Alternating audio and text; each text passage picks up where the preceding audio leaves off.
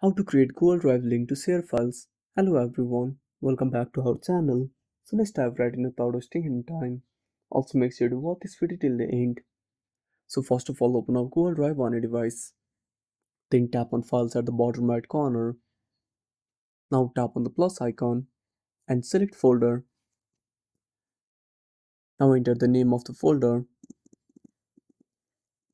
Then tap on Create. Now next to the folder, simply tap on three dots. Then tap on Manage Access. Now under Restricted, simply tap on Change.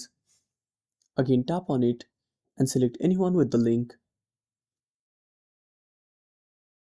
Now simply go back.